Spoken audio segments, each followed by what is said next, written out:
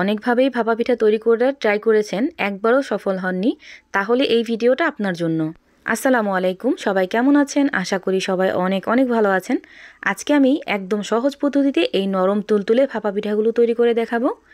যারা কোনোদিনও ভাপা পিঠা তৈরি করেন নাই তারাও একবার এই ভিডিওটা দেখলে খুব সহজেই ভাপা পিঠা তৈরি করে নিতে পারবেন। এই প্রসেসে ভাপা পিঠা তৈরি করলে ঠান্ডা হওয়ার পরও কিন্তু এই পিঠাগুলো শক্ত হয়ে যাবে না, একদম নরম ফ্লাপি থাকবে। এখন কথা না বাড়িয়ে দেখে নেই আমি কিভাবে এই ভাপা পিঠাগুলো তৈরি করলাম। প্রথমে একটা বলে 1 কেজি পরিমাণ শুকনো চালের গুঁড়ি নিয়ে নিছি। হাফ কাপের মতো দিয়ে দিব চিনি, দিয়ে দিব পরিমাণ মতো লবণ। এখন লবণটাকে আর চিনিটাকে খুব ভালো করে মিশিয়ে নিতে হবে শুকনো চালের গুঁড়ির সাথে। এখন এখানে দিয়ে দিব লিকুইড দুধ। আগে থেকে খুব ভালো করে জাল করে এখানে দিয়ে দিছি। অবশ্যই লিকুইড দুধটা জাল করে তারপর ব্যবহার করবেন, এতে করে ভাপা পিঠার ফ্লেভারটা খুবই ভালো আসবে। এখানে আমি মোট এখন 2 কাপ পরিমাণ লিকুইড দুধ ব্যবহার করলাম। এখন খুব ভালো করে মিশিয়ে নিতে হবে।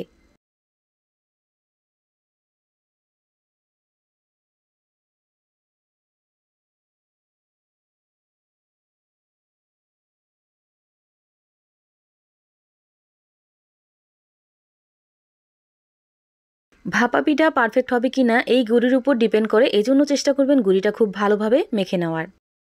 খুব ভালোভাবে ভাপা পিঠার এই গুঁড়িটা আমি মেখে নিছি। এখন চিনিটা গলার জন্য 10 মিনিটের জন্য রেস্টে রাখতে হবে। এজন্য 10 মিনিট পর আমি আবার ফিরে আসছি। এখানে আমার একটা ক্লিপ ডিলিট হয়ে গেছে। এখানে আপনারা কি করবেন, 10 মিনিট পর রেস্টে রাখা সেই গুঁড়িটা এইরকম একটা ছাঁকনির সাহায্যে ছেঁকে নেবেন। ছেঁকে নেওয়ার পর গুঁড়িগুলো এইরকম হবে। এখন আমি ভাপা পিঠাগুলো তৈরি করে নেব, এজন্য একটা বাটিতে দিয়ে দিলাম চালের গুঁড়িগুলো। এখন আমি দিয়ে দিব খেজুরের গুড়, তারপর দিয়ে দিব আমি নারকেল কোড়া। নারকেল কোড়াটা আপনাদের পছন্দ অনুযায়ী দিয়ে দিবেন। নারকেল কোড়া দেওয়ার পর উপর দিয়ে আমি গুঁড়িগুলো দিয়ে দিব। আর গুঁড়ি দেওয়ার পর কোনোভাবেই চাপ দেওয়া যাবে না, এতে করে কিন্তু পিঠাগুলো একদম পারফেক্ট হবে না বা ফ্লাপি হবে না। জাস্ট হাত দিয়ে এইভাবে গুঁড়িগুলো উপর থেকে ফালাই দিবেন। আর এই তো তৈরি হয়ে গেল।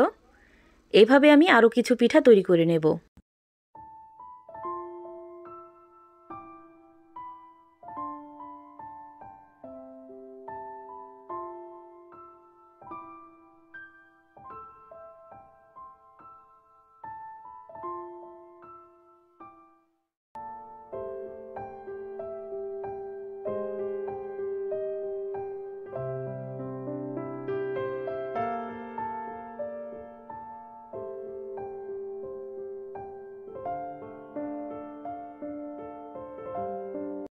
এভাবে আমি 3টা বাটিতে পিঠাগুলো তৈরি করে নিছি। এখন এখানে নিয়ে নিছি সুতি একটা ভিজার টুকরো কাপড়, আর অবশ্যই কাপড়টা ভিজা হতে হবে। এখন পিঠাগুলো ভাপ দিতে চলে যাব।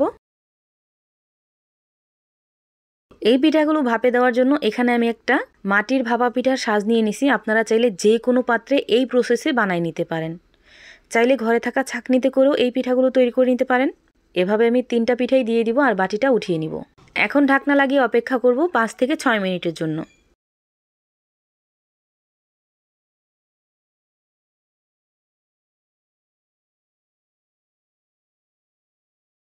5 মিনিট পর আমি ঢাকনাটা উঠিয়ে পিঠাগুলো উঠিয়ে নিব।